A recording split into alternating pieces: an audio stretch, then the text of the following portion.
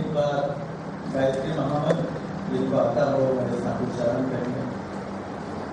ओम भूर्भुवः स्वः तत्सवितुर्वरेण्यं भर्गो देवस्य धीमहि धियो यो नः प्रचोदयात्। आदरणीय डॉक्टर अंजलि झांझे जी, आदरणीय डॉक्टर मंजूषा धोत्रे जी, प्रोफेसर दीवानी जी और डॉक्टर सुचेता केलकर जी, हमारी बहन सुचेता शेट्टी जी, हमारे भाई जो शांति पंचायत है और आप ये mindfulness centre for mindfulness and wellbeing ये जो स्टूडेंट सदस्य हैं वो सब धन्यवाद।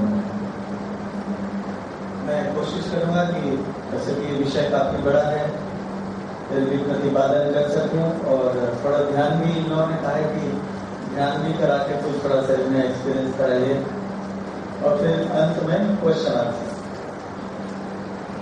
तो एक दो घटनाएं जो हमारे साथ हुई हैं उससे मैं शुरुआत करता हूँ। 1993 में मैं अमेरिकन वीजा के दफ्तर में दिल्ली में खड़ा हुआ। तो पहली बार मुझे मालूम हुआ कि एक ग्लास का बहुत बड़ा विंडो बना हुआ है, इस पार से आदमी बोलता है उस पार से सुनता है और उस पार से जो बोलता है उसको इस पार से सुनता है। ये बड़ा विचित्र है क्योंकि इंडियन लोगों की सांस वो अमेरिकन तक न पहुंचेगी, उससे सावधानी बरतेगी। ये बड़ा खराब लगा लेकिन अब वो अपने माइक से उसने पूछा Why you want to go to America? तो चूंकि अंग्रेजी में पूछा तो मैं अंग्रेजी में जवाब देने की कोशिश की। To go there for propagation of religion and culture between them, among them, because they have gone so much years before and there is no way to give them input regularly. Therefore, then उसके लिए उसका एक और बड़ा सा question था यहाँ पे जो है What is difference between religion and culture? अभी बहुत बड़ा सवाल है। धर्म और संस्कृति का अंतर आपको पता नहीं। तो मेरी रक्षा की हमारे गुरुदेव के लिखे हुए 8 पेज के फोल्डर में उसकी पहली लाइन यूं है, धर्म एक आभ्यंतरिक वस्तु है और सभ्यता बाह्य और संस्कृति दोनों के बीच का सेतु है। इसी को मैंने अंग्रेजी में बता दिया। Religion is an inner thing and civilization is an outward thing and culture is a bridge between them. तो उससे देखने लगा इसमें ठप्पा उप्पा जो लगाना है लगा दिया तो मुझे पास कर दिया। वो वीडियो मुझे मिली गुरु जी की एक लाइन पहली लाइन में उस किताब की मेरी रक्षा। अभी 2013 में मैं गया था अपनी बेटी के पास, तो वहाँ हमारे गायत्री परिवार के कार्यक्रमों में घूमता था। तो एक गायत्री परिवार के जवान लड़के ने क्वेश्चन किया और बोली की तरह का वो क्वेश्चन, भाई साहब ये हमारे देश में तो इतने मंत्र अनुष्ठान तीर्थ यात्रा पाठ परायण मंदिर इतनी चीजें चलती रहती और ये जो America Germany Japan Spain England ये सब इनमें तो कुछ होता नहीं, लेकिन ये लोग हमसे बहुत आगे हैं और हम लोग को पिछड़ गए। सच है कि भारत तो कर्ज वाला देश है, बहुत पिछड़ा हुआ है, बहुत सी चीजें यहाँ नहीं है और वहाँ तो ये लोग सब बहुत आगे आते हैं। ऐसी क्या बात है जबकि हमारे पास मंत्र है, उनके पास मंत्र नहीं है। हम लोग इतना अनुष्ठान करते हैं और इतना अनुष्ठान नहीं करते। फिर तो मुझे इसी फोल्डर में जो गुरु जी का फोल्डर है उसमें एक और बात लिखी हुई है तो मुझे याद है, मैंने उनको बताया। भारतीय संस्कृति का मतलब होता है समझदारी, ईमानदारी, जिम्मेदारी और बहादुरी। भारतीय संस्कृति का मूल तत्व है। जब तक हम इस पर चलते रहे तब तक हम जगत गुरु भी थे, चक्रवर्ती भी थे। पर जब हम ही ने इन मूल्यों को छोड़ दिया, इसको विस्मार कर दिया, उपेक्षा कर दी और उन लोगों ने अपना लिया। आप जापान में जाएंगे तो वहाँ पे जिम्मेदार आदमी, जिम्मेदारी से विहीन आदमी, ईमानदारी से विहीन आदमी, समझदारी से विहीन आदमी मिलना बहुत मुश्किल से मिले। एक हमारे देश के भाई ने बताया कि जापान में इसने इससे पूछा एक ऑफिसर से रेलवे के कि आप बिना टिकट के यात्री को क्या सजा देते हैं, तो भौचक्का हो गया, ये बिना टिकट के कैसे कोई आदमी यात्रा कर सकता है। और हमारे देश में मतलब मैं समझता हूँ रोज करोड़ों लोग बिना टिकट के यात्रा करते हैं इस देश में। यानी 2 रुपया और 3 रुपये के लिए भी जिन्होंने ईमानदारी को छोड़ दिया, मैंने ईमानदारी को छोड़ दिया, जिम्मेदारी को छोड़ दिया, समझदारी को छोड़ दिया और बहादुरी को छोड़ दिया। तो चारों हमारे भारतीय संस्कृति के मूल तत्व हमारे गुरुजन ने लिखा है इसमें, जितने देवी देवता है ना वो भी इन्हीं गुणों के प्रतीक हैं और उनकी पूजा करने का मतलब इन्हीं गुणों को अपने जीवन में बढ़ावा देना होता है। गणेश समझदारी, विष्णु ईमानदारी, ब्रह्मा जिम्मेदारी और बहादुरी शिव। मैंने चारों देवता ऐसे। और यदि आप माताओं में देखेंगे, गायत्री माता समझदारी, लक्ष्मी माता ईमानदारी, सरस्वती माता जिम्मेदारी और बहादुरी दुर्गा माता। ये जितने देवी देवता हैं इन्हीं सद्गुणों के ही इनकी साधना करने से इन गुणों को बढ़ने की बात कही गई है। ये भारतीय संस्कृति का मूल तत्व है। तो ये मैंने ये बताया कि हम लोग इसलिए पिछड़ गए कि हमने अपने ही गुणों को छोड़ दिया और वे लोग इन गुणों को अपना लिए। ये सत्यार्थ प्रकाश में नाम की एक किताब है जिसमें दयानंद सरस्वती ने अपनी बातें लिखी है। उसमें एक अद्भुत बात मैंने पढ़ी कि दयानंद सरस्वती ने पहली भविष्यवाणी कर दी थी कि अब ये अंग्रेज लोग नहीं रहेंगे। इस बात से मुझे बोले जब मैं पहले देखता था तो 4 बजे से उठ के अंग्रेज लोग भारत की सड़कों में दौड़ लगाया करते थे हाफ पैंट पहन के, और मैं देखता हूँ कि अब तो 9 बजे सो के उठ रहे हैं। और ये जाति अब भारत में कब्जा नहीं कर सकती, इसको जाना होगा।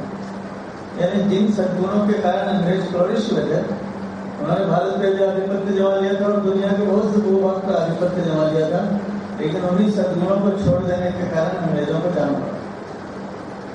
यानी सद्गुणों को छोड़ देना ही हमारे भारत की ह्रास का कारण है। तो फिर से उन्नति कैसे होगी? फिर से उन सद्गुणों को अपनाना पड़ेगा। ये पूजा पाठ, मंत्र, फलाना, अनुष्ठान, देवता, ध्यान, योग, तप, ये सब सद्गुणों को अपने भीतर अच्छी तरह से अंगीकार करने, स्वीकार करने की साधना है। इसको कौन कह रहे हैं? गुरु नानक कह रहे हैं, बिन गुण कीते भक्ति न हो। बिना गुणों को अपनाए बिना भक्ति नहीं होती। यदि आप राम भगवान की पूजा कर रहे हैं और इधर झूठ बोल रहे हैं, राम भगवान की पूजा कर रहे हैं और जिन गुणों के लिए वो जीवन धारण किए तो इसी को छोड़ रहे हैं, तो ये तो राम भगवान की पूजा नहीं। हनुमान जी की पूजा कर रहे हैं तो उनके गुणों को भी धारण करना पड़ेगा, लेकिन उसका अर्थ भी है पूजा करने का।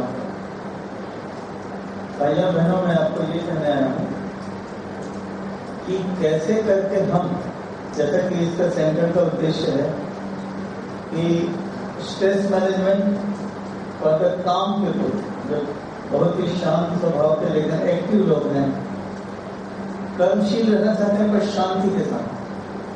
ये शब्द बहुत ज्यादा शांतिपूर्ण क्रांति आपने सुना होगा।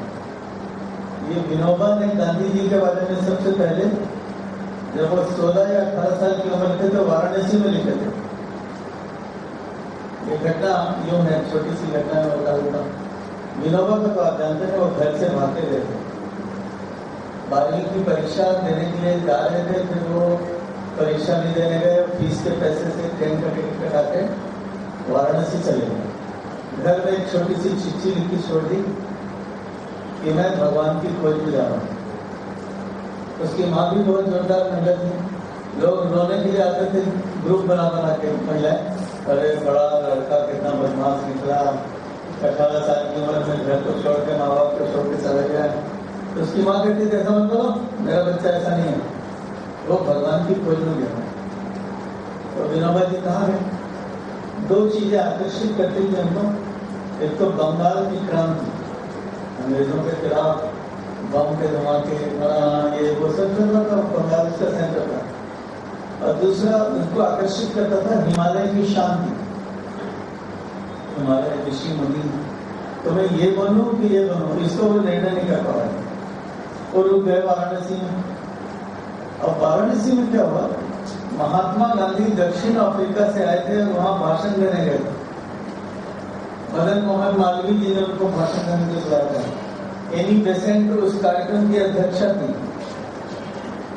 और उन्होंने, गांधी ने अपना भाषण शुरू किया तो कई राजा लोग उठ के जाने लगे, क्योंकि उसने ऐसी बात शुरू की, जब इन राजाओं को औरतों की तरह गहने से सजा हुआ बैठे हुए देखता हूँ, गांधी जी कह रहे हैं, लाखों करोड़ों रुपयों के हीरे वेरे के जवाहरात के हार वार सोना, तो मुझे बहुत शर्म आती है। गांधी जी कह रहे हैं ये पैसा गरीब जनता की सेवा में लग जाना चाहिए, वो यहाँ पर अपने आभूषण के रूप में पहने। ऐसा बोलना शुरू किया तो अंग्रेज के जो पिट्ठू थे, तो कई राजा वो तो उठ के जाने लगे।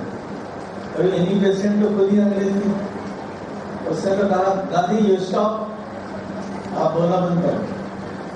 तो गांधी जी ने कहा, मैं तो मदन मोहन मालवीय के बुलाने से आया हूँ, यदि वो कह लें तो मैं रुक जाऊँ। तो मदन मोहन मालवीय ने कहा, गांधी यू गो अहेड, आप बोलिए। तो वो भाषण पूरा हुआ। वो भाषण क्या था, वो तो आपका गोला जैसे भाषण था।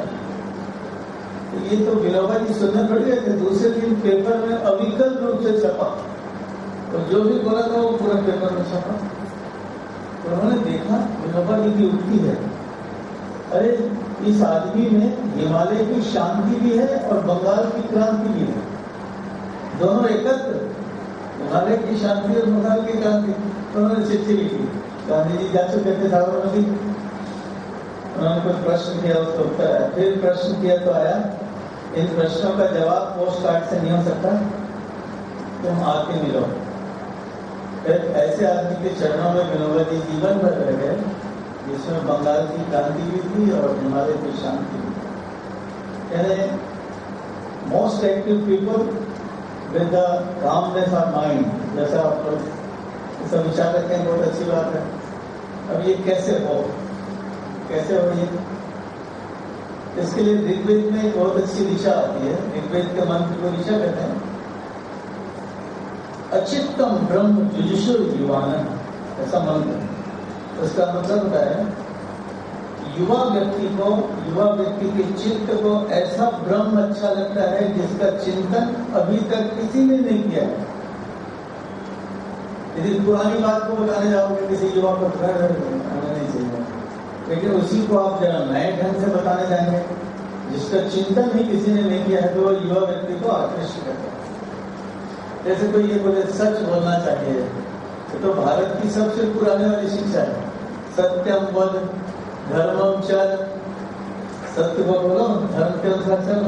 अब इसी को हम बोलेंगे तो ये 20,000 साल पहले का वाक्य है, युवा लोग बोलेंगे नहीं, लेकिन मान लो उसको ये बताया जाए, जब आप सच बोलते हैं तो X कैलोरी खर्च होती है, और झूठ बोलते हैं तो 8 टाइम्स X कैलोरी खर्च होती है। तो हर एक आदमी मान जाएगा सच ही बोलना चाहिए। ये तो मशीनों से आजकल नाप के बताया जा सकता है। वो जो माइंड मैपिंग की मशीनें होती है और कुछ नहीं है। जब आदमी सच बोलता है ना तो उसके कोई वाइब्रेशन उस तरह के नहीं होता है, लेकिन जैसे वो झूठ बोलता है तो 8 गुना स्पंदन हो जाता है, मुझे झूठ बोल रहा है।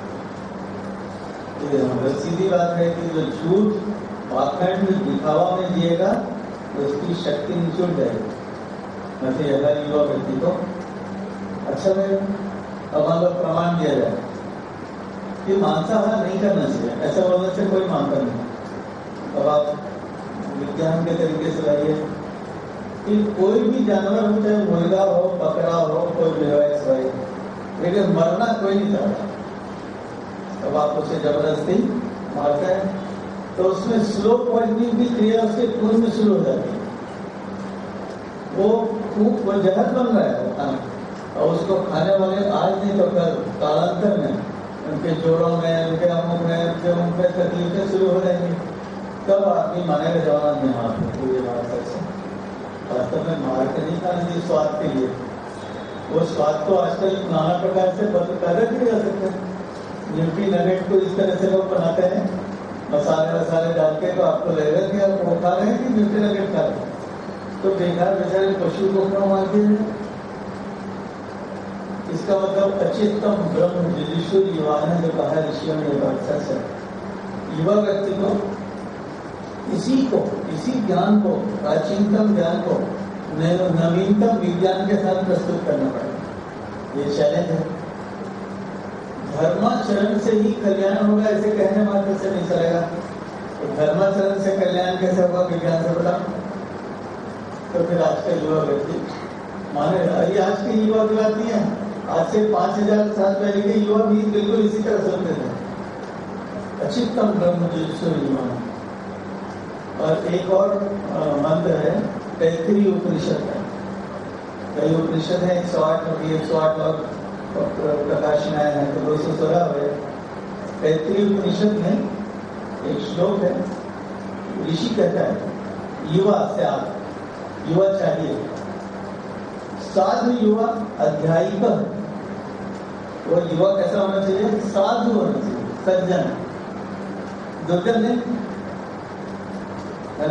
उसकी युवा व्यक्ति देखे तो हर आदमी उस पर वो करते विश्वास करने लगते हैं।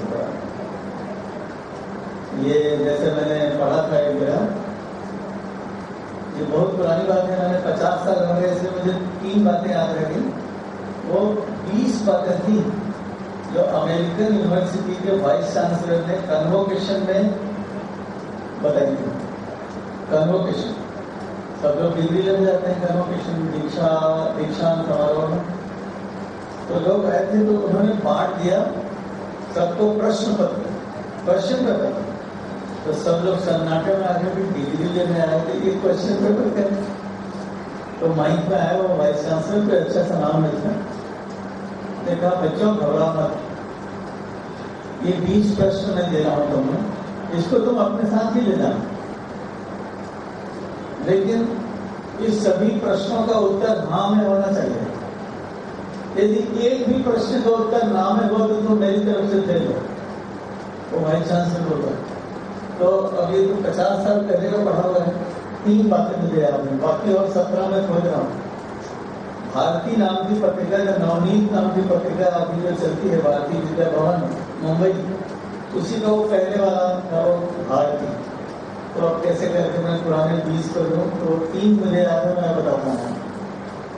वो कह रहा है वो वाइस चांसलर, एकांत में बैठ करके किताब पढ़ना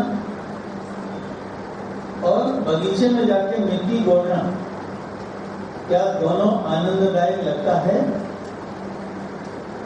प्रश्न। आपको किताब पढ़ने में भी मजा आना चाहिए, लेकिन मिट्टी गोड़ने में भी नहीं मजा आना चाहिए। यदि इसका उत्तर हाँ में है तो आप पास है। और बोले नहीं, किताब तो मैं पढ़ूंगा, जैसे आजकल के ना बहुत सारे लड़के लड़कियां केवल लेना चाहते हैं क्या, IT या वो इलेक्ट्रॉनिक वाला, तो वो कंप्यूटर के स्क्रीन के सामने ही दुनिया पूरी प्रदत्त हो जाती है। तो सवाल है कि सभी लोग कंप्यूटर ले लें तो खेती कौन करेगा, गाड़ी कौन चलाएगा, कपड़े कौन बनाएगा, ये सारे काम कौन करेगा, ये बिल्डिंग कैसे बन गई? क्या कंप्यूटर से बिल्डिंग बनी? नहीं, कंप्यूटर तो उसकी डिजाइनिंग में गणना को केवल जल्दी कर सकता है, लेकिन खेती कौन करेगा, बिल्डिंग कौन बनाएगा, मेहनत कौन करेगा? यानी वो भी काम में आनंद आना उतने जरूरी है। आपको किताब पढ़ने में भी और मिट्टी गोड़ने में भी आना है। पहला प्रश्न। दूसरा प्रश्न है, क्या तुम एक ईमानदार आदमी से और एक सच्चरित्र विधवा से आंखें मिला के बात कर सकते हैं? इसका उत्तर हाँ में होना चाहिए। इसका होगा हाँ में, जो खुद सच्चरित्र होगा और खुद ही जो ईमानदार होगा। तीसरा प्रश्न और बड़ा उचित है, जो आप सुन के हंसेंगे भी, लेकिन भाई उसने तो किया प्रश्न, क्या गली का लावारिस कुत्ता तुम्हारे पीछे पीछे चलाता है? आप कहेंगे इससे शिक्षा का क्या संबंध कुत्ते का? नहीं भैया, मैंने एकदम सच्ची बात है। आपने महसूस किया होगा, यदि भूखी कुतिया है, उसके 5-6 बच्चे हैं, भूख के वाले 2-3 दिन से परेशान है, तो जिसके हृदय में सहानुभूति देखेंगे उसके पास आके पूछने लगेगा। उसको पता नहीं वो कैसे जान लेती है कि इस आदमी के हृदय सहानुभूति है। मैंने इसको देखा है, कई बार देखा है कि कुत्ते में तो और विशेष रूप से ये बात होती है, दूसरे जानवरों में भी होती होगी, यानी पढ़े लिखे जवान आदमी का हृदय सहानुभूति से भरा होना चाहिए, लबालब, तब तो वो शिक्षित है, नहीं तो बेकार है उसकी शिक्षा। एक रूसी कहावत है, वह युवक जंगली है जो रो नहीं सकता, और वो बूढ़ा बेवकूफ है जो हंस नहीं सकता। युवक को किसी दूसरे के दुख से पसीज जाना चाहिए, उसको रोना नहीं चाहिए, तब वो तो युवक है, नहीं तो जंगली है।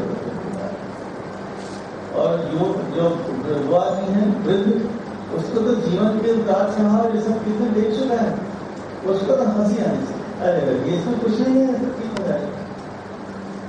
मैं क्या कह रहा था, वो साधु युवा अध्यायी का, साधु युवा कैसा हो, सज्जन हो, उस पर भरोसा किया जा सके, कुत्ता भी भरोसा कर सके। और क्योंकि जितनी भी संगठन की बातें हैं, हमारे तो मिशन का जो चिन्ह है ना, वो संगठन है, कैसा लाल मशाल है, उसके लाल मशाल जिस हाथ में है, बड़ा सा हाथ है, तो उसके नीचे लाखों करोड़ों लोग खड़े हुए हैं। ये कौन सी शक्ति का संगठन है? सज्जनता की शक्ति का संगठन है। दुर्जन व्यक्ति का कोई काम नहीं है। तो साधु होना बहुत जरूरी है, सज्जन होना बहुत जरूरी, पहली बात युवा को। दूसरी बात है अध्यायिक, उसको उत्तम अध्ययनशील होना चाहिए।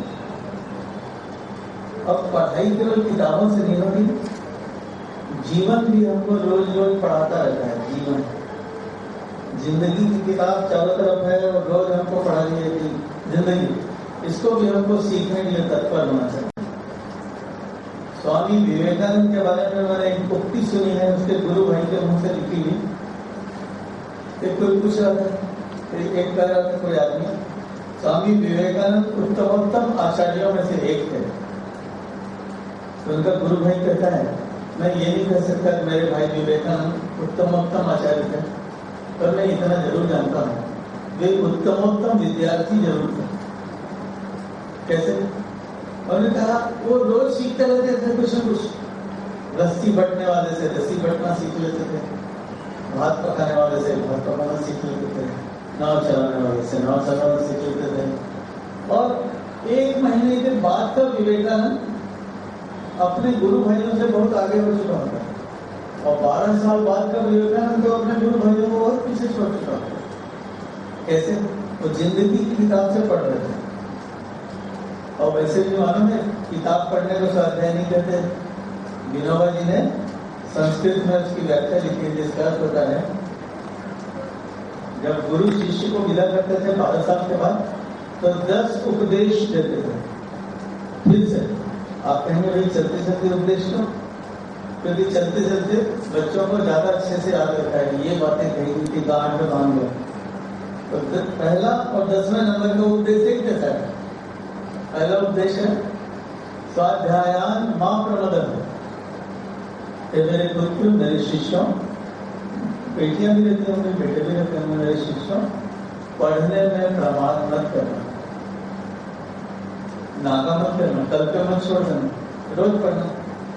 और 10वें नंबर का उपदेश क्या है? स्वाध्याय प्रवचनाभ्याम अप्रमादित देना, पढ़ने और पढ़ाने में नागा मत करना।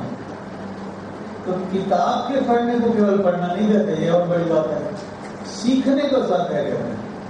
यानी रोज सीखना कुछ न कुछ, और रोज सिखाना, रोज पढ़ना और रोज पढ़ाना, उसी तरह रोज सीखना और रोज सिखाना। यदि आपको भोजन बनाना नहीं आता और आप भोजन बनाना सीखते हैं तो ये स्वाध्याय कहते हैं, और भोजन बनाना सिखाते हैं तो प्रवचन कहते हैं। जिंदगी की इतनी बड़ी खुली किताब है, उसमें से रोज रोज सीखो और रोज रोज सीखो। ये है हमारी भारतीय संस्कृति की बहुत बड़ी बात। एक मैंने अपने गुरु जी की पत्रिका में बहुत जोरदार बात पढ़ी, वो मैं आपको बताता हूँ। फिर मैं एक और विदेश के लिखे हुए किताब पढ़ी, तो उसमें मैंने पाया कि इन्हीं बातों का प्रतिपादन में लेकर कर रहा है। गुरु जी के अखंड ज्योति में ऐसा लिखा हुआ है, जब किसी व्यक्ति का चिंतन ऊर्ध्वगामी हो जाता है, ऊर्ध्वगामी मतलब पॉजिटिव थिंकिंग, सबके कल्याण की बात, सबके अच्छे मंगल की बात, ऐसा जब कोई सोचता है तो क्या होता है? आसपास रहने वाले पेड़ पौधे और पशु पक्षी उसके सुहृद बन जाते हैं। किथ एंड किंग कहते हैं, सगे भाई बहन कौन बन जाता है? पेड़ पौधे भी और पशु पक्षी भी। सारी सृष्टि उसके गुरु के रूप में व्यवहार करने लगती है, ऐसा गुरुजी ने लिखा। और मैं अपनी बेटी के बाद गया था तो एक किताब हमारे हाथ में दी, किंगशिप विद आवर लाइफ, कोई मिस्टर राइट उसने लिखा। किंगशिप मतलब सगे भाई बहनों जैसा संबंध पूरी सृष्टि के साथ, पूरे जीवन के साथ किंगशिप। तो उस किताब में क्या है, उस किताब में वो हॉलीवुड का डायरेक्टर है, वो जो लेखक है वो, और 4-5 बज गए, थक गया बेचारा अपने घर में। ये डायरेक्टर लोग बहुत काम करते हैं, ये कल्पना भी यही लोग करते हैं कि कोई आर्टिस्ट होगा, इसका कैरेक्टर क्या होगा, वो कैसे कपड़े पहनेगा, वो दिखेगा कैसे, उसको पूरा स्केच करते रहते। और ऐसे करके थक गया वो सब विचार करते करते। तो उसको सोचा उसने कि चलो कहीं घूम आया जाए ताकि हवा में। तो उसका कुत्ता उसके दोनों जूते उठा के ले आया। उसने कहा यार मैं घूमने जाना चाहता हूँ, कुत्ते को कैसे मालूम? लेकिन ऐसे कई दिन अलग अलग घटनाएं होने लगी जिससे ये मालूम पड़ता था कि कुत्ता इसकी बात को, क्या मन की बात को पढ़ लेता है। उसके कुत्ते का नाम था स्ट्रॉन्ग हार्ट, यानी मजबूत दिल वाला, ऐसा नाम होता है।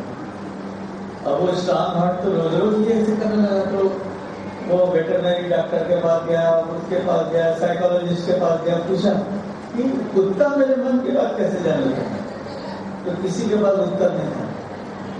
एक ने कहा, वो जो कैलिफोर्निया की बात है, ये हॉलीवुड कैलिफोर्निया में है, और वहां पर रेगिस्तान में एक जैन साधु रहता है। जैन मतलब बौद्ध साधु, वो बता सकता है। तो कई 100 किलोमीटर रेगिस्तान में गाड़ी चला के वो वहां पहुंचा। तो साधु ने क्या कहा, उस कुत्ते से ही कभी पूछ लेते। बेचारा बड़ा ये हो गया कि यार ये साधु क्या बोला, और मैं कुत्ते से पूछूं। अब जाके उसने कुत्ते से अपने अंग्रेजी भाषा में पूछा, strong heart, how you are able to know my feelings. अब कुत्ता तो अपने कुत्ते जैसा रिरियाया है, कुछ बोला, लेकिन ये तो नहीं समझा। तो प्रश्न तो वही रहा ना कि जानता कैसे। एक दिन एक विचित्र घटना हुई, इस किताब में लिखा। एक दिन वो ऐसे ही अलसाया हुआ था, सोफे पे सो नहीं रहा था, जाग नहीं रहा था, बड़े तंद्रा की अवस्था में था, पूरा सोया हुआ तो नहीं था। तो इतने में क्या महसूस किया कि कुत्ता उसके टी शर्ट को पकड़ के दांतों से खींच रहा है। तो समझ गया वो कुत्ता मुझे आज कहीं ले जाना चाहता है। रोज तो कुत्ते को मैं ले जाता था, आज कुत्ता अपनी ओर से मुझे कहीं ले जाता है। तब वो बाहर निकला, कुत्ता आगे आगे, ये पीछे पीछे, कुत्ता आगे आगे, पीछे पीछे, और 1 घंटे चला करके उसको पहुंचा दिया एक पर्वत की टेकरी में। कैलिफोर्निया आप लोग ध्यान होगा, समुद्र के प्रशांत महासमुद्र जो है उसके तट में, मतलब कैलिफोर्निया में पहाड़ उसके बिल्कुल समुद्र से लगे हुए से पहाड़ियां लंबी, पता नहीं हजारों किलोमीटर, और उसकी ऊंचाई ज्यादा नहीं है। तो कुत्ता उसी में लगे। और पश्चिम का समुद्र, मतलब शाम को सूरज डूब रहा था, समुद्र में दिखता है कि समुद्र में डूब रहा है, लेकिन डूबता नहीं है, लाल लाल रंग का सूरज डूब रहा है। तो उसने कहा अपने कुत्ते से, ओ श्यामन, तुम मुझे ये दिखाने के लाए हो? और दोनों बैठ जाते हैं, कुत्ता भी बैठ जाता है पश्चिम की ओर मुड़ करके, और मालिक भी बैठ जाता है। और कुछ देर बाद वो सूरज डूब के अंधेरा हो जाता है, तारे आ जाते हैं पर आसमान में, दोनों चुप बैठे रहते हैं। अब एक घटना होती है बहुत अजीब सी, जैसा कि हमारे रमन महर्षि के साथ हुई थी, वो कुत्ते के साथ भी होती कि इसके सभी प्रश्नों का उत्तर कुत्ता मौन में दे देता है। मौन में उसको उत्तर मिल जाते हैं अपने प्रश्नों। तो कहता है यार ये कुत्ता तो कुत्ता नहीं है, ये तो प्रोफेसर है। तो उस दिन से उसका नाम उसने रख दिया प्रोफेसर स्ट्रॉन्ग हार्ट, कुत्ते का नाम हो गया प्रोफेसर। अब लेकिन अब प्रोफेसर जी रोज रोज उससे वो नहीं करते थे। जिस दिन बहुत गलत चिंतन करके आता था हॉलीवुड से, क्योंकि फिल्में की लाइन में तो कुछ भी इधर उधर की बातें होती रहती है, उस दिन कुत्ता उसे सूंघता भी नहीं था अपने मालिक को। के पास पटकना तो दूर, उसकी बातें मानना तो दूर, लेकिन जिस दिन वो ऊर्ध्वगामी चिंतन करता था उसी दिन ही उसकी बात मानता था। तो गुरु जी की वो बात भी सही हुई, ऊर्ध्वगामी चिंतन जब आप करते हैं तो पूरी सृष्टि आपके लिए गुरु के समान हो जाती है। ये तैत्तिरीय उपनिषद में है ये बात, और दूसरे उपनिषद में भी है, जहाँ एक गुरु अपने शिष्य को 100 गायें देते हैं और कहते हैं 1000 गायें बजा के वापस आ जाए। 1000 गाय मतलब कई साल लगे उसको, कई साल के बाद 1000 गायों को लेकर वो अपने आश्रम में प्रवेश करता है शिष्य। तो गुरु दूर से देखता है, ये इसका चेहरा तो ब्रह्म ज्ञान से चमक रहा है, मैंने तो दिया नहीं, तो इसको ब्रह्म ज्ञान मिला कहां से? तो शिष्य को बुला के पूछता है, पुत्र मैंने तो तुमको ब्रह्म ज्ञान दिया नहीं, और तुम्हारे पास तो ब्रह्म ज्ञान है, तो कहां से पाया? तो उपनिषद में ये उत्तर देता है तो शिष्य, गुरुदेव मुझे बैलों ने दिया, सांडों ने दिया, मुझे बढ़ के बरगद के पेड़ ने दिया, मुझे क्रौंच पक्षी ने दिया, मैंने पूरे सृष्टि के इतनी चीजों से उसे ज्ञान प्राप्त कर लिया। इसका मतलब अलंकारिक विवेचन है, लेकिन बात यह है कि जीवन आपको रोज रोज सिखाता है। तो आपको क्या करना पड़ेगा? उत्तम अध्ययन करने वाला बनना पड़ेगा। साधु युवा अध्यायी करो। फिर आगे है आशिष्ट हो, दृढ़िष्ठ हो, बलिष्ठ हो। आशिष्ट कहते हैं शीलवान जो आदर करता है। मैंने एक चाय लाने वाले बेटे को भी आदर के साथ और बड़े तरीके से आदर से बढ़ता है। वो केवल बड़े लोगों के सामने मुंह चिल्लाए अपन और छोटे लोगों को दुत्कारें, ये बात तो ठीक नहीं जमती, तो मनुष्यता के खिलाफ है। उसके भीतर भी तो ऐसी आत्मा है।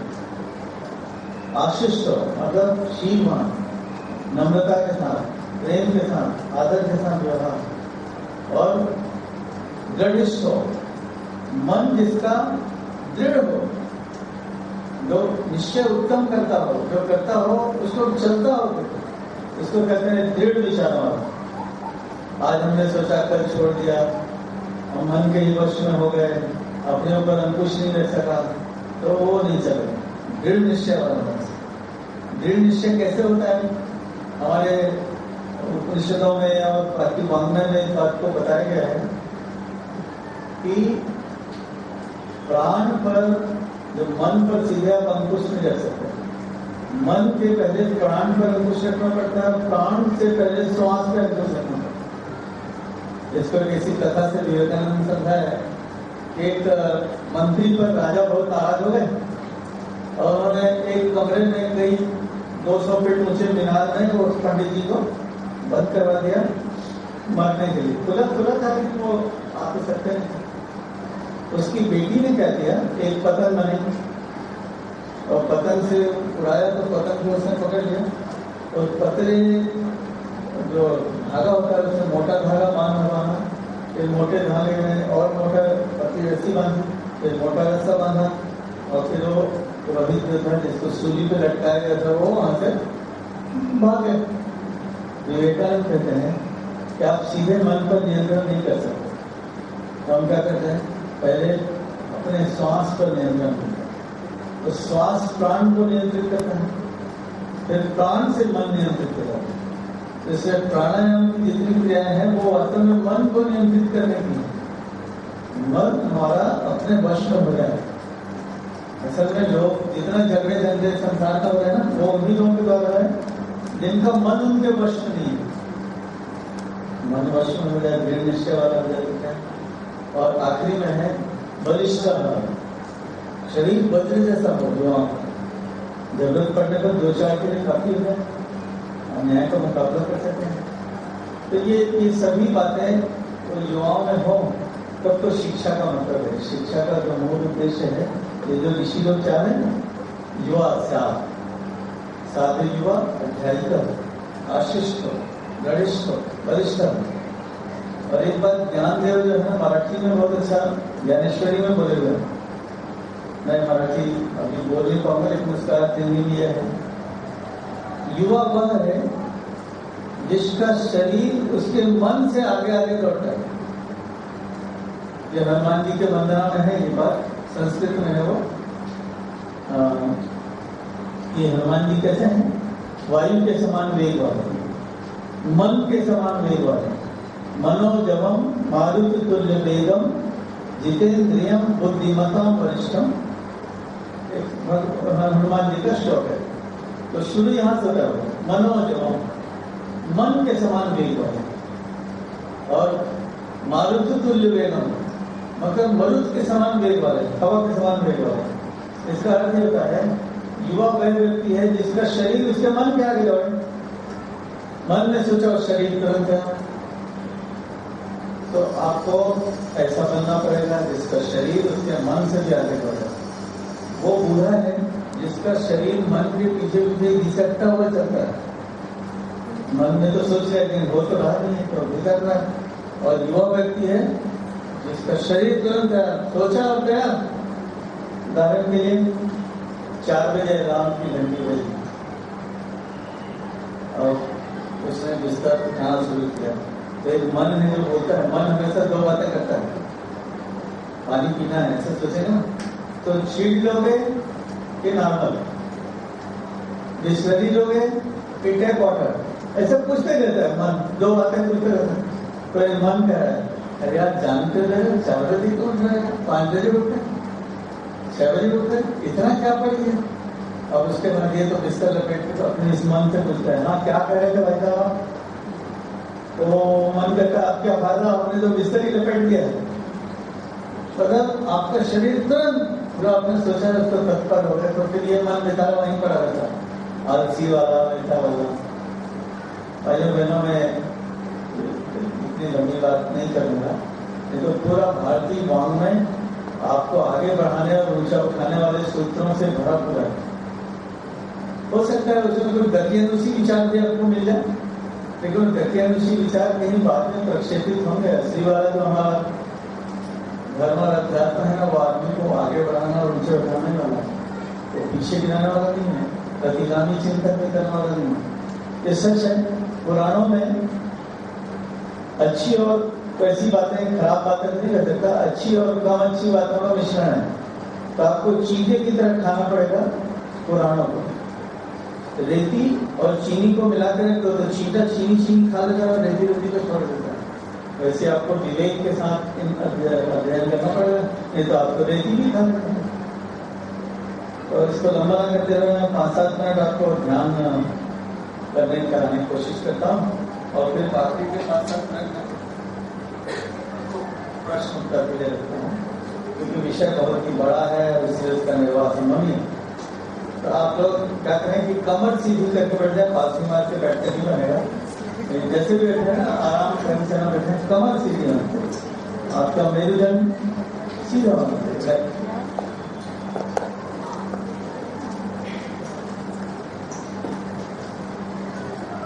जूते उतार सकें तो वहीं पे अपने पैरों में नीचे उतार लें जूते।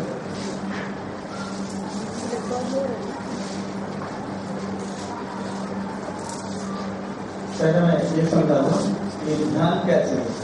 ये ध्यान आपके जीवन में बहुत लाभवान चीज है। ध्यान करेंगे तो आप बहुत उत्तमोत्तम विद्यार्थी बन जाएंगे।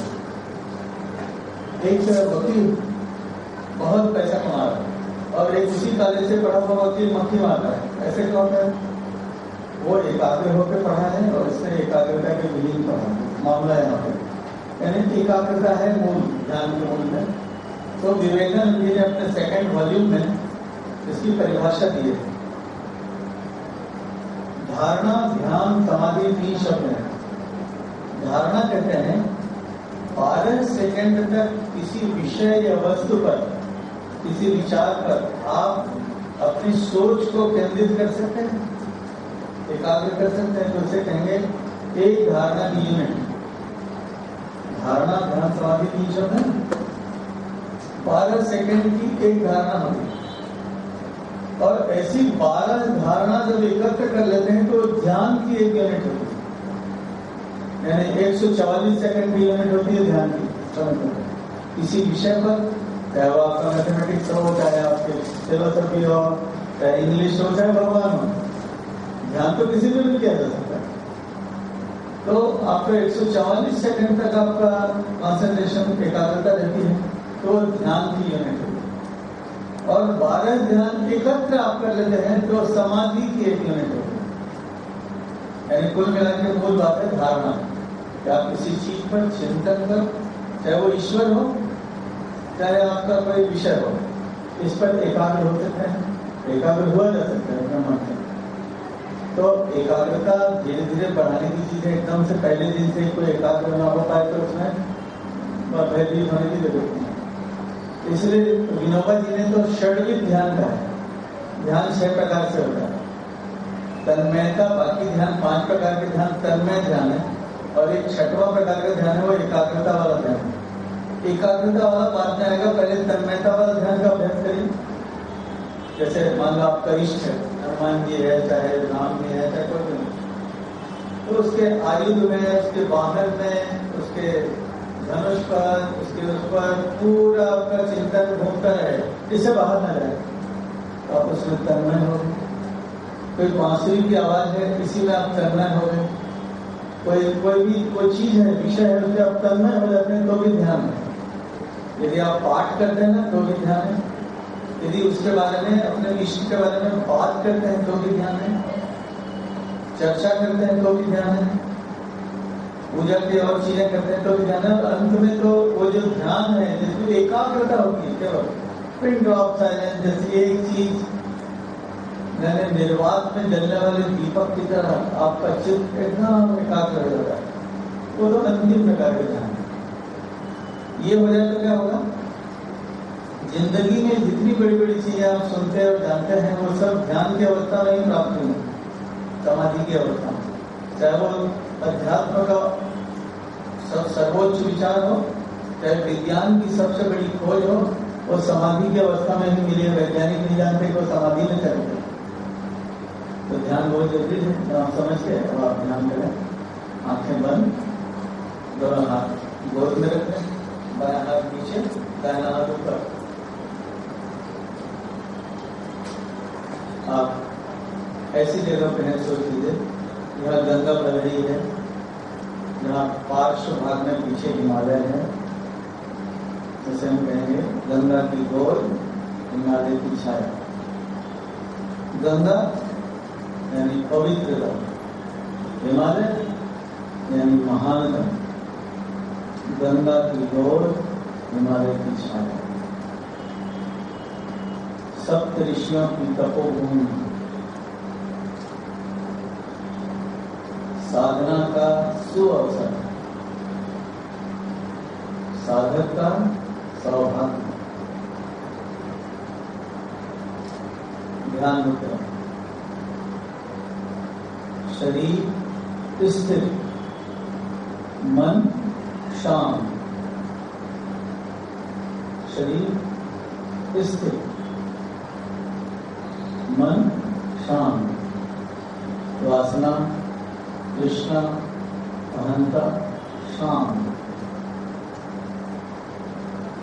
साधना का सुअवसर, साधक का सौभाग्य। पूर्व दिशा, स्वर्णिम सूर्योदय, सूर्य सविता, स्वर्णिम सूर्य सविता। हमारी आत्मा सविता।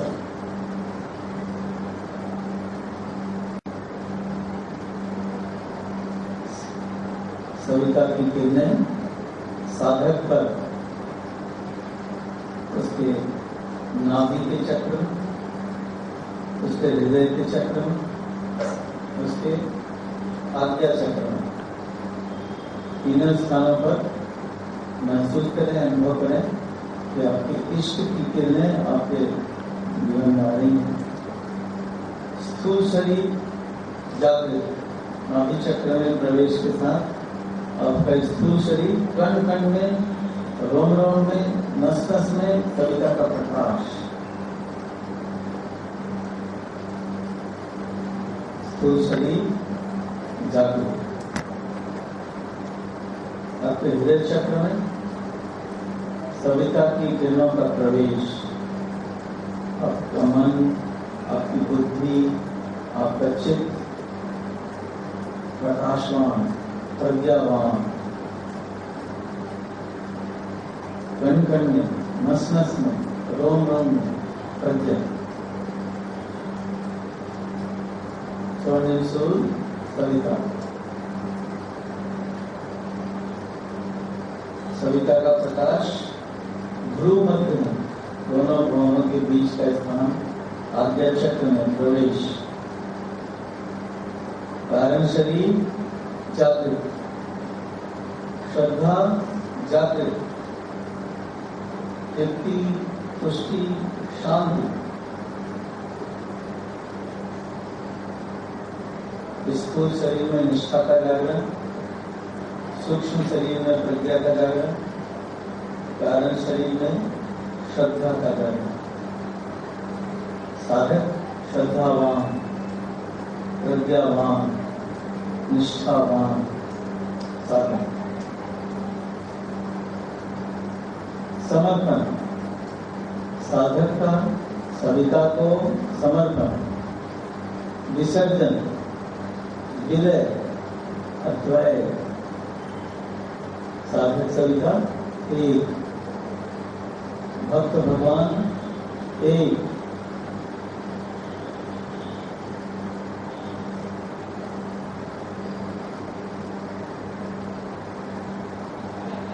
पंच ओंकार मनी मन से अपने भीतर अनुभव करेंगे।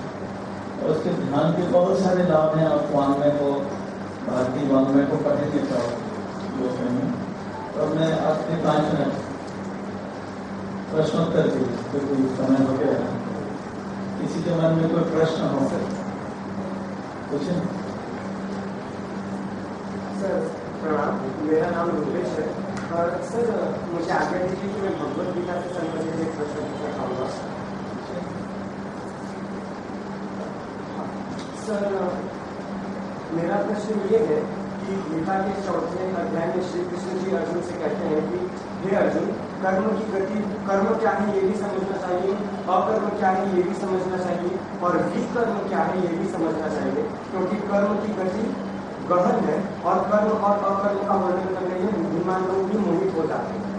और 16वें अध्याय में श्लोक नंबर 23 और 24 में भगवान कहते हैं, यह शास्त्र विधि मुत्सृज्य वर्तते कामकारकः न स सिद्धिमवाप्नोति न सुखम न परां गतिं तस्मात् शास्त्र प्रमाणं ते कार्याकार्य व्यवस्थितौ ज्ञात्वा शास्त्र विधानोक्तम कर्म कर्तुम् इहार्हसि। हे अर्जुन, जो लोग शास्त्रीय विधि की अवहेलना करके मन माना आचरण करते हैं और बिना सोचे समझे सहसा किसी भी कार्य की ओर दौड़ पड़ते हैं, उन्हें सुख, सिद्धि अथवा परम गति इनमें से कुछ भी नहीं प्राप्त होता। इसलिए मनुष्य को चाहिए कि शास्त्रों का अध्ययन। आपका प्रश्न क्या है? प्रश्न ही 5 मिनट लंबा कर बोले तो क्या फायदा? प्रश्न क्या है? हाँ, इस श्लोक का निष्कर्ष है कि शास्त्रीय विधि से सुसंगत कर्म को कर्म समझना चाहिए और विसंगत कर्म को अकर्म समझना चाहिए। तब विकर्म क्या है, ये मेरा प्रश्न। ये देखिए, इसमें विकल्प शब्द की व्याख्या में हमारे देश के बड़े बड़े मनीषियों में थोड़ा सा फर्क है। विकर्म, शंकराचार्य, विनोबा, ज्ञानदेव, ये लोग कहते हैं विशेष कर्म को, विशेष भावना से किए जाने वाले कर्म को विकर्म कहते हैं।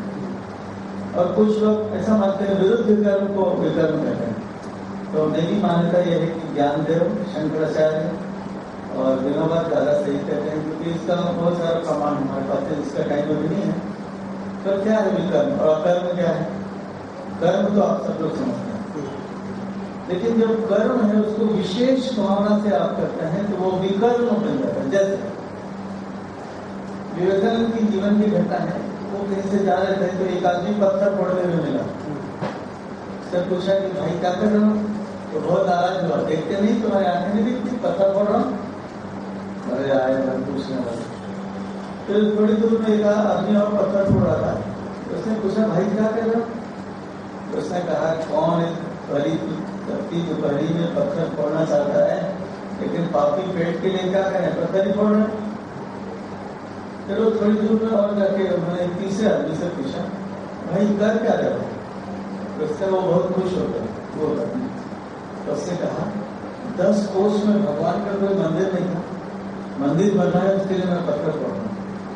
विवेकानंद कहते हैं तीनों व्यक्तियों को रोजी तो एक जैसे मिलेगी, लेकिन इस व्यक्ति को कुछ और भी मिलेगा जो रोजी में नहीं तोला जा सकता। विशेष भावना से किया हुआ कर्म विकर्म।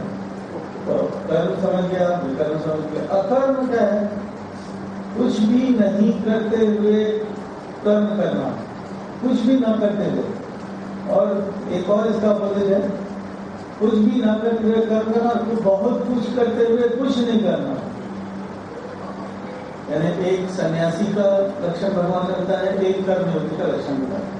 कर्मयोगी बहुत करते हुए दिखाई देता है और वो कुछ भी नहीं करता, वो सब कृष्णार्पण कर चुका होता है। और एक सन्यासी है जो कुछ भी नहीं करते हुए दिखता है और अंदर से बहुत कर्म करता रहता है, सबकी शुभेच्छा वाला। और गीता में भगवान कृष्ण कहते हैं ये दोनों एक हैं।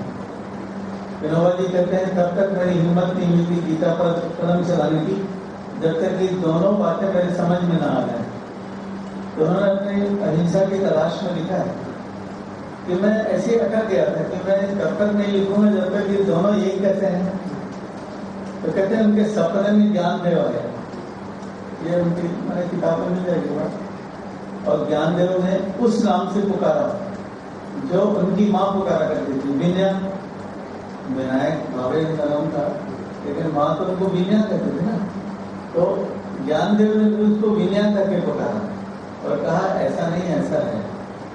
तो विनोबा जी की दुखी सुलझ गई और उन्होंने ये कर्म अकर्म विकर्म और संन्यास, ज्ञान संन्यास, कर्मयोग और संन्यास दोनों एक है।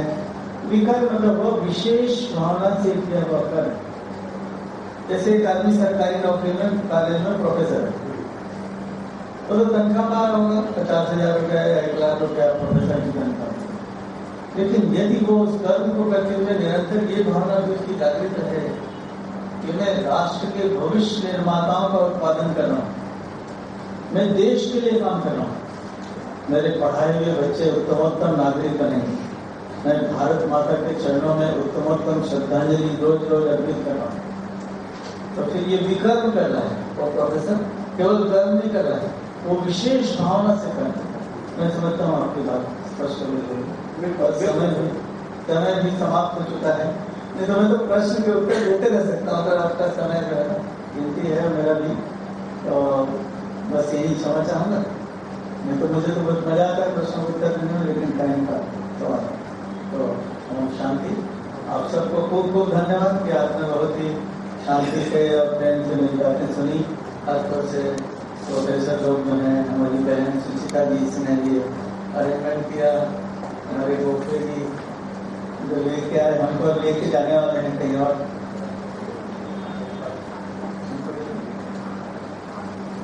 ये हमारे आश्रम की कुछ किताबें और कुछ ऐसी बातें हैं जो बिलोंग जी हमारी director and architect of this human excellence.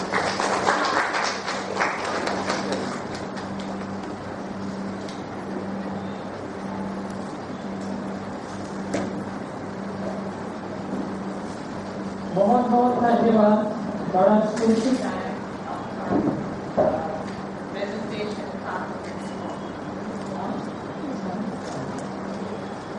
actually, Suchita had promised me that it would be back till 1 o'clock.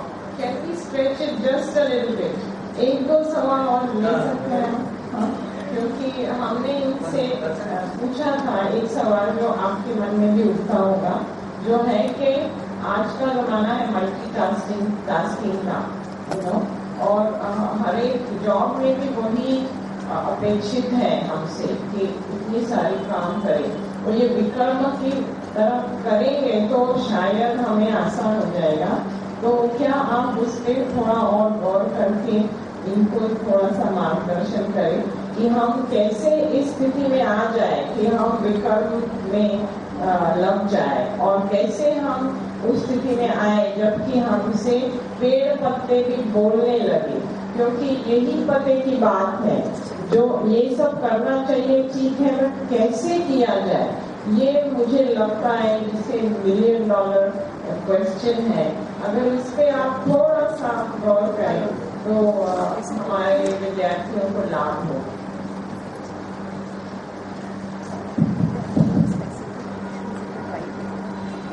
Multitasking वाली जो बात है, इस पर मैंने एक किताब पढ़ी थी, पूरी तो नहीं पढ़ी, लेकिन वो किताब यहाँ भी भारत में अवेलेबल है। जैको प्रकाशन वालों ने शायद वो किताब छापी है। वो भारत के केरल के रहने वाले व्यक्ति थे, अमेरिका में अंग्रेजी पढ़ाने गए, प्रोफेसर ऑफ इंग्लिश, और उन्होंने किताब लिखी है टेक योर टाइम। हम लोग कहते हैं टेक योर ओन टाइम, लेकिन और टेक योर टाइम नाम की किताब है, और बेस्ट सेलर है अमेरिका में। वो ये कह रहे हैं कि एक साथ बहुत सारे काम करने से आप किसी काम में वो स्तर नहीं प्राप्त कर सकते। एक काम को करके दूसरे काम को करना चाहिए, ठीक से पूरा मन लगाओ, एक काम को अच्छी तरह से करो, फिर दूसरा काम करो। लेकिन इससे भी जोरदार बात एक और विनोबा जी की मैंने पढ़ी है, जिंदगी की गाड़ी सरल रेखा की तरह चल सकती है यदि दो बिंदु निश्चित हो जाए, एक आप हैं कहाँ अभी और एक आपको जाना कहाँ है। जीवन का लक्ष्य क्या है, मोटिव क्या है, क्या बनना पाना चाहते हैं, ये तय है, और आप जहाँ हैं ये भी तय है, तो जीवन की रेखा खींची जा सकती है। फिर तो आपके आगे बढ़ने की बहुत सारी बातें हो सकती हैं। तो ये दो बातें तय नहीं हो, खासतौर से उधर वाली। लक्ष्य क्या है, क्या बनना चाहते हो, क्या करना चाहते हो अल्टीमेटली, ये बिंदु निश्चित करके बढ़ेंगे तो आपकी शक्तियाँ क्षीण होने से बच जाएंगी, और आपका मिनट मिनट का, दिन दिन का, वर्षों वर्षों का ठीक ठीक उपयोग हो सकता है। जीवन का लक्ष्य पहले निश्चित करो, फिर तो मैंने तो देखा है कि आप लोग कर सकते हैं उन महापुरुषों के बारे में जो महान काम किए हैं आपके क्षेत्र में, जो आप बनना चाहते हैं, उसकी जीवन कथा को पढ़ो, ऑटोबायोग्राफी को पढ़ो, बायोग्राफी को पढ़ो। जैसे मैंने एक इंजीनियर की बायोग्राफी, ऑटोबायोग्राफी पढ़ी, on the way to success, Mokshagundam Visvesvaraya. हमारे देश के तो महानतम इंजीनियरों में से, और जिसको भारत रत्न शायद तीसरा या चौथे नंबर पर उन्हीं को मिला था। उसकी किताब की पहली लाइन ये है, मैं जब भी अपने कार्य के टेबल पर बैठता था तो दो चीजें सोच के बैठता था। पहला, मैं आज जो काम करूंगा कल से बेहतर करूंगा और कम समय में करूंगा। और दूसरा जो बात की वो थी कि मैं अपने सहयोगियों या नीचे काम करने वाले लोगों के सलाहों पर ध्यान दूंगा। बहुत लोग अपने ईगो में अपने से नीचे काम करने वाले साथियों की उपेक्षा कर देते हैं, तो बहुत सी बहुमूल्य बातें जो आपको सहयोग हो सकती हैं वो नहीं होती। लेकिन पहली बात तो बहुत ही जोरदार है, ये जो आपने 5 छल्ले देखे होंगे जिसको रिंग ऑफ ग्लोरी कहते हैं, और ओलंपिक के निशान है 5, और एक बात छपी रहती है जिसमें इंग्लिश में है, वो हिंदी में है और तेज और आगे और तेज और ऊंचा और लंबा। इंग्लिश में है, उसका कोई वर्षन है। यानी हर खिलाड़ी ये सोचता है पहले वालों से जितना अभी तक का रिकॉर्ड बना है, मैं ज्यादा दूर गोला फेंकूंगा, ज्यादा ऊंचे जंप करूंगा, ज्यादा लंबा जंप करूंगा। ये 3 से कोई खेल बाहर नहीं है। तो और तेज और ऊंचा और लंबा। तो उसी तरह उस डॉक्टर विश्वेश्वरैया ने किया, अपने आप से रोज कम्पीट करते रहे और अपने को पीछे छोड़ते रहे, और बेहतर और बेहतर और बेहतर, और बन गए देश के महान इंजीनियर। आप भी यदि ये टारगेट बनाते चलेंगे और लक्ष्य को निश्चित कर लेंगे तो आपका काम आसान होगा। Om Shanti.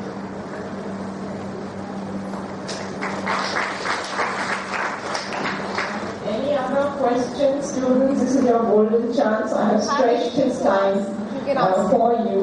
So please feel free to ask. I'm very happy to announce that we have already in place a library of books with the psychology department, and this is an invaluable addition to it. Please feel free, all the new members of the Center for Mindfulness, you can go there and take avail of this facility. Okay? So, और हम लोग पेड़ों से कैसे सुने, ये आपने नहीं बताया, हमें आपको वापस बुलाना होगा ऐसे लग रहा है, लेकिन अगर आप 2 शब्द कहें, और one last question after that very good, because I am seeing this time management is perfect. Okay.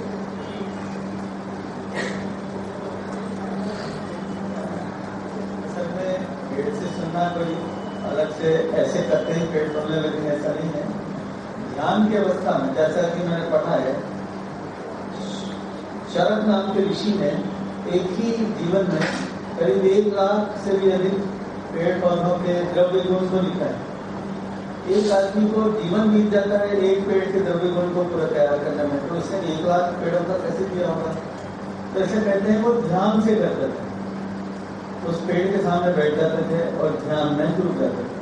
तो कहते हैं वो पेड़ की आत्मा से ही वो बात करते थे कि ये कौन सी चीज में आपको उपयोग होगा, कौन से क्या होगा। एक और भारती कृष्ण तीर्थ नाम के शंकराचार्य हुए हैं, जो अमेरिकन यूनिवर्सिटी से 5 विषयों की एमए में एक साथ मुंबई में बैठे थे परीक्षा में, और सभी में टॉप किए थे। भारती कृष्ण तीर्थ, तो उनके जीवन में एक वाक्य आया कि वो पढ़ रहे थे वेद का भाष्य किसी फॉरेन ऑथर का, तो एक heading I, error in Vedas. तो चौंके की वेद में कैसे एरर हो सकता है? तो इस लेखक ने बताया कि एरर है वेद में। क्या? ये 16 श्लोक अथर्ववेद के कंडिका में मिलते हैं और उसका शीर्षक दिया है गणित, लेकिन उस 16 श्लोकों में तो गणित है ही नहीं, तो फिर ऐसे गलती है वेद में। उसने कहा ये कॉपी पहन के काम करने वाले ऋषि झूठ तो बोल नहीं सकते, तो जब गणित लिखा है तो गणित होना चाहिए, तो व्याकरण से उसका कोई अर्थ नहीं निकला। तो उन्होंने उन 16 मंत्रों पर ध्यान लगाना शुरू किया, उन मंत्रों पर ध्यान, फिर उन मंत्रों ने अपना रहस्य प्रकट किया, जिसको उन्होंने अंग्रेजी में किताब लिखी है द वैदिक मैथमेटिक्स। अब तो इंग्लिश, मराठी, हिंदी, मराठी सब में वो प्रकाशित हो गई है। वो 16 श्लोकों का जो वो है वो गणित है, वैदिक गणित। तो आप आश्चर्य करेंगे, और यदि उस पर आप सिद्धिहस्त हो जाए थोड़ा अध्ययन करके, तो इतनी बड़ी संख्या से गुणा आप ऐसे देख के लिख सकते हैं, इतना आश्चर्यजनक ढंग से वो गणित है। तो ध्यान लगाने से मंत्र भी लिखा हुआ मंत्र अपना अर्थ स्पष्ट कर सकता है, तो पेड़ भी स्पष्ट करता है। मैंने ये देखा है, जो पेड़ों को बहुत भावनापूर्वक पालते पोसते हैं, तो हमारे भाई ने जिसको रिसर्च कर रहा है, तो आपके ऊपर आने वाली विपत्ति के समय वो पेड़ उस विपत्ति को अपने ऊपर ले लेते हैं, और वो पेड़ बेचारा या तो मर जाता है या कुछ हो जाता है, लेकिन आपके जीवन की रक्षा हो जाती है। तो जब आप उन सभी के आत्मा का वास, चेतना का वास को देखने लगते हैं, तो फिर पेड़ भी अपनी बात को आपको बता सकते हैं। कैसे बताएंगे जानना मुश्किल है। और ये महापुरुषों के जीवन में मैंने पढ़ा है। श्रीमा थी मीराबेन, मीरा नाम को बाद में रखा गया, अरविंद आश्रम में रहती थी, उनकी प्रमुख शिष्या थी, हेड ऑफ द इंस्टीट्यूशन बनी हो। तो एक पेड़ ने शिकायत की कि भाई चूंकि वो पेड़ तीसरा होता जा रहा है, तो उसके काटने की योजना बन गई थी। तो उसने शिकायत की माँ से कि मेरे को ना काटा जाए। तो फिर श्री माँ ने कुछ ऐसा किया कि वो वहीं रुक गया, पेड़ का तिरछा होना, उसे नहीं काटा गया। तो पेड़ अपनी शिकायत कर सकता है। भगवान बुद्ध से एक पेड़ ने शिकायत की थी जिसकी शाखाएं काट दी गई थी कि देखिए मेरे पितर देवता निवास करते थे और इसको काट दिया गया। तो फिर बुद्ध ने रूलिंग बना दी है, अपने धर्मपद में है कि बिना पेड़ से पूछे, पेड़ को बताए बगैर अचानक उसकी शाखाएं न काटी जाए, उससे जाके पहले वो ली जाए परमिशन, आज्ञा, फिर जाके पेड़ को काट सकते हैं। तो ये बौद्ध की किताबों में लिखा हुआ है। लेकिन ये बात, इसके लिए एक ही मेथोडोलॉजी है। जो जितना पवित्र होता जाएगा, जिसका चित्त ज्यादा स्थिर होता जाएगा, उसी के साथ पेड़ बात कर सकते हैं। जिसका चित्त स्थिर नहीं है और जो पवित्र नहीं है, उसके साथ पेड़ की बात करेंगे। तो पवित्रता, इसके बारे में कहा गया है, जितनी भी संसार में सिद्धियां हैं वो तो मनुष्य को पथ से भटकाने वाली होती है, भगवान तक नहीं पहुंचाती। लेकिन एक सिद्धि ऐसी है जो भगवान तक पहुंचाती भी है और रास्ते का बाधक नहीं होती, वो है हृदय की पवित्रता से आने वाली सिद्धियां। जितना आपका हार्ट प्योर होता जाता है, जितना आपका हृदय पवित्र होता जाता है, उतना ही सिद्धियां आपके अनुकूल होती जाती हैं और उनके जीवन में ये बातें आने लगती हैं। तो पेड़ बात कर सकते हैं, सचमुच आप भी पेड़ से बात कर सकते हैं। मैंने तो ऐसा पढ़ा है, मैंने देखा नहीं है। योगी कथामृत नाम की किताब है, ऑटोबायोग्राफी ऑफ योगी, उसमें बर्बंक नाम के वैज्ञानिक की बात आती है, हार्टिकल्चरिस्ट की। उसने गुलाब के पौधे से रोज रोज बात करके ये कन्विंस कर दिया उसको कि तुम डरो मत, ये कांटे की कोई जरूरत नहीं है, तुमको कोई नहीं कुछ करेगा। और फिर कहते हैं उस पौधे में कांटे नहीं लगे थे, बिना कांटों का गुलाब आपने नहीं देखा होगा, पर बर्बंक ने अपने प्रेम से की सेवा शुश्रूषा के साथ ऐसा पौधा अपने जीवन काल में विकसित कर दिया था जिसमें कांटे नहीं होते, कांटे लूज कर दिए उसने। आखिर कांटा तो रक्षक भी है, पेड़ पौधे बनता है, लेकिन यदि उनको डर ही ना हो तो अपना कर। तो ये सच है, ये सब हो सकता है, ये सिद्धियां हो सकती हैं, पर उसके लिए और कुछ नहीं, अपने हृदय की पवित्रता का अभ्यास है।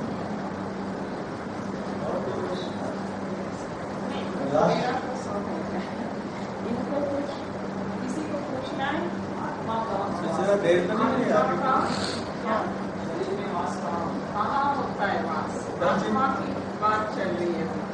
आत्मा कहाँ होता है शरीर में? आत्मा कहाँ होता है शरीर में?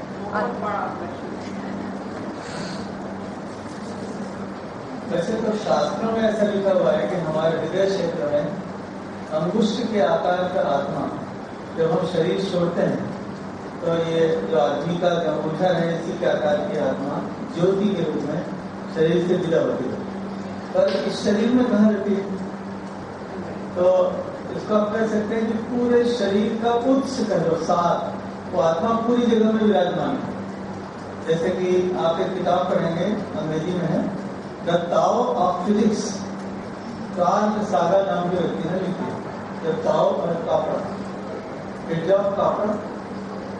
तो उसमें वो कहता है, और उसका जो चित्र है वो आश्चर्यजनक है कि वो तो ईसाई है, फ्रिट्जा ऑफ कापर, लेकिन शंकर भगवान को डांस करते हुए उसका मेन जो किताब का मुख्य पृष्ठ है उसमें शंकर भगवान, उसने भूमिका में लिखा है कि मैं शंकर भगवान को मिल गया।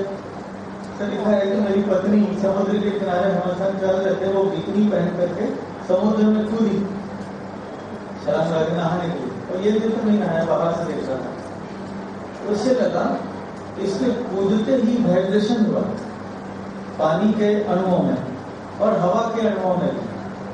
तो उससे लगा ये पूरी दुनिया में कॉस्मस में एक डांस हो रहा है, कॉस्मिक डांस। हम जैसे देख रहे हैं वैसे नहीं है दुनिया, ये तो परमाणुओं का अंधड़ है, मॉलिक्यूल्स का अंधड़ है, और ऐसा है, डांस हो रहा है। उसे विजुअलाइज किया और उसी को भगवान के डांस के रूप में से लिखा है। तो उसने कहा, उसी किताब में कहता है कि एक परमाणु का एक बहुत बड़ा डायग्राम बना दिया जाए। कितना बड़ा?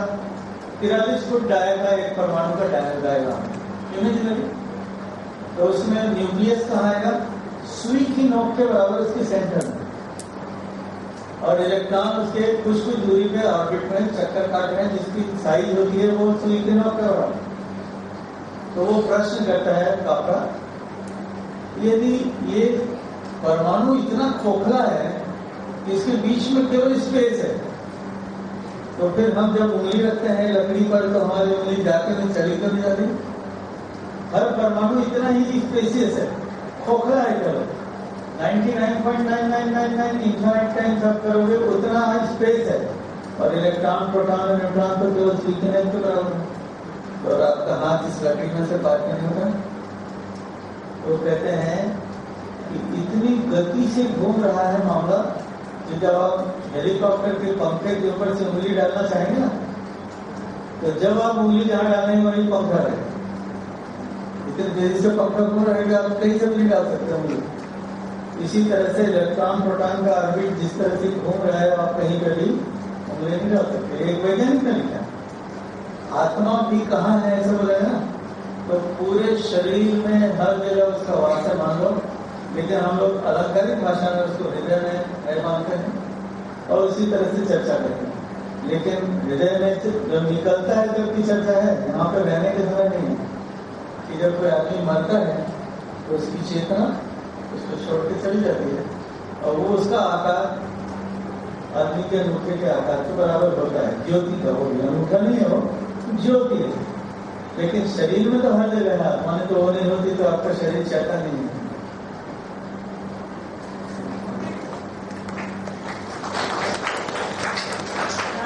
So very much, so many very fundamental questions answered so beautifully. I wish we had more time, but he has another appointment somewhere. He's addressing another college audience. Okay, so now I call upon my student Amrita Shenoy to propose a formal vote of thanks. I think we have got so much to ponder about after he leaves also, and I'm really happy that we started on your note. This year. It's been a wonderful session. Thank you very much. Okay. So Amrita will now propose a formal vote of thanks on behalf of the students.